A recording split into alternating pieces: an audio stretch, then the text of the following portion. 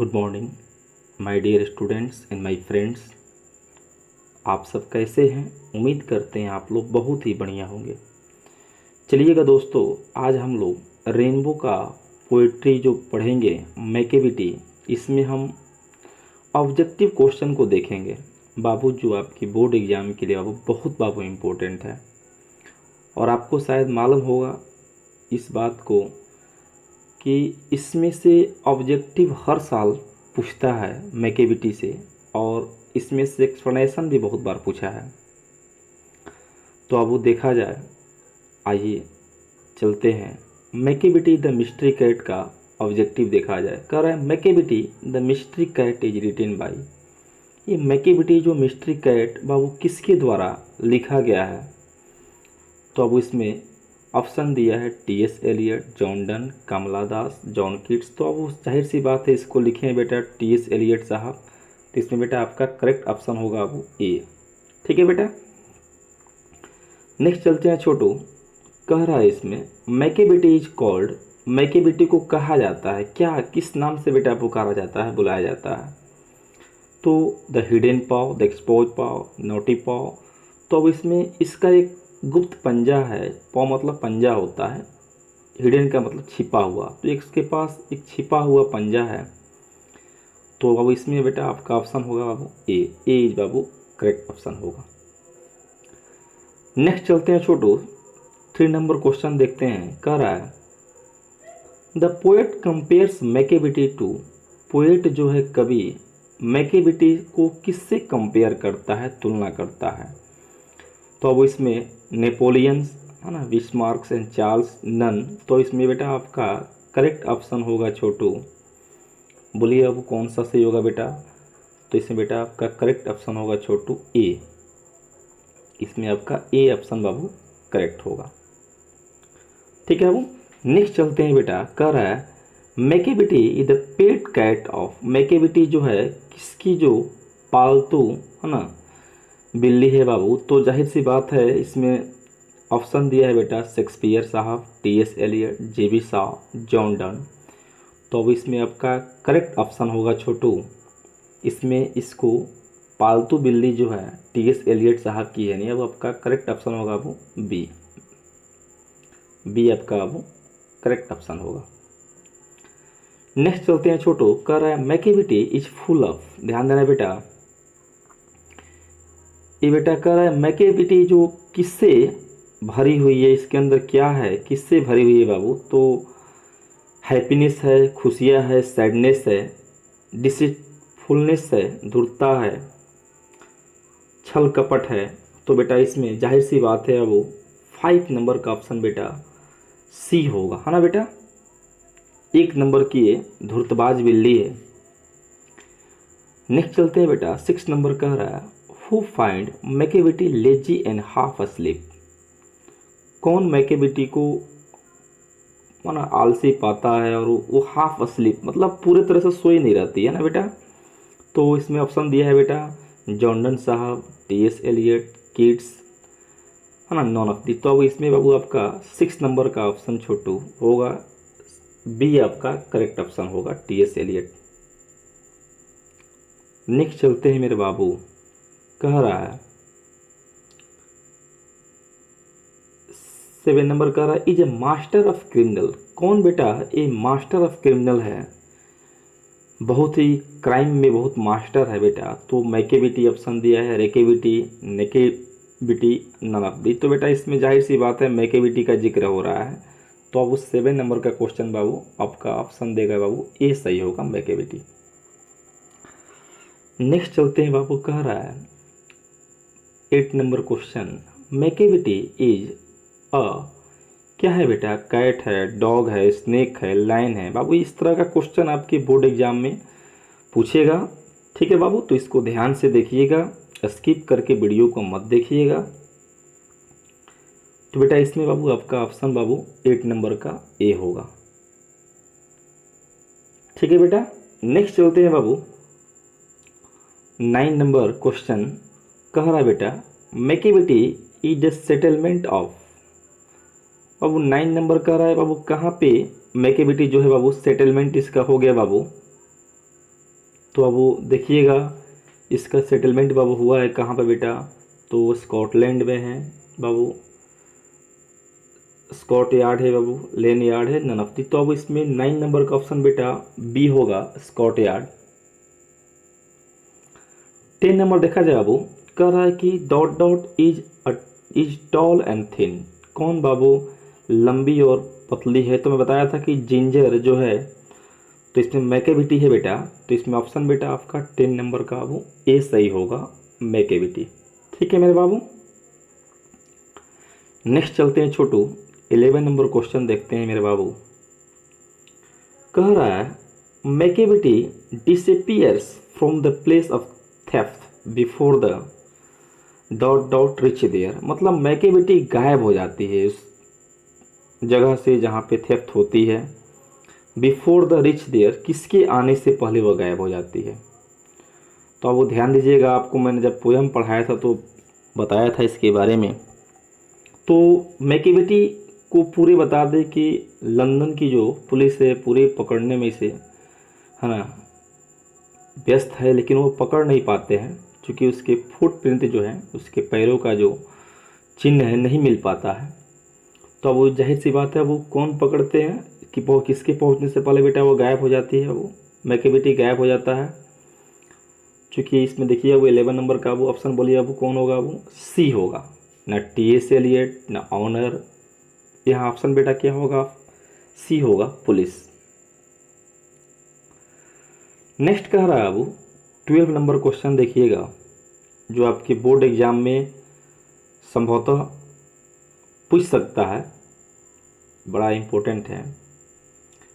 Is from his collection called poems books practical cats. बाबू ये किससे बाबू लिया गया है बेटा है जो, तो वो कौन सा लिया गया है वो इस बुक से, तो mystery cat, song of myself, soldier, none of the. तो अब वो जाहिर सी बात है कैट के जिक्र हो रही है प्रैक्टिकल कैट से, तो मिस्ट्री कैट ही होगी। तो ऑप्शन बेटा 12 का वो ए सही होगा। वो देखिए वो ये 100% बाबू ये पूछ सकता है, इस टाइप का क्वेश्चन आपके एग्जाम में पूछ सकता है छोटू। नेक्स्ट चलते हैं अब 13 नंबर क्वेश्चन देखिएगा, इज ए जिंजर कैट। बाबू ये कौन सी कैट है बेटा, तो जिंजर का मतलब होता है बाबू इसका मतलब होता है छोटू थिन एंड टॉल। तो अब इसमें मैकेविटी है, पैकेविटी, रेमेविटी, नॉन ऑफ दिस। तो बेटा इसमें 13 नंबर का क्वेश्चन बाबू आपका करेक्ट ऑप्शन होगा बेटा ए, मैकेविटी। नेक्स्ट चलते हैं अब 14 नंबर क्वेश्चन देखिएगा, वो कह रहा है मैकेविटी इज एंड, मैकेविटी क्या है, आउटला, क्रिमिनल्स, है ना। उसके बाद दिया है बेटा लूटर है या नेव है।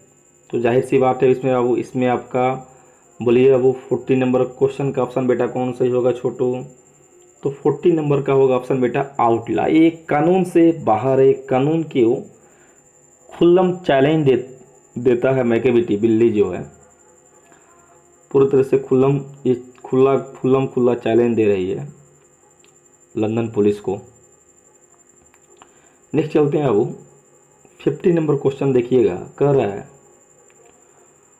Mungojerries ends griddle bones are also. देखिए अब ये दोनों बाबू ये प्रजाति है किसके बाबू, कौन से है बेटा, तो कैट्स है, डॉग्स है, रैट्स है, लायंस है। तो बेटा ये 50 नंबर क्वेश्चन का वो ध्यान दीजिएगा बाबू, ऑप्शन बोलिए बेटा कौन सही होगा छोटू, तो 50 नंबर का ऑप्शन बेटा सही होगा एक कैट्स है, रियल में 15 का वो ए सही होगा, कैट्स, है ना बेटा।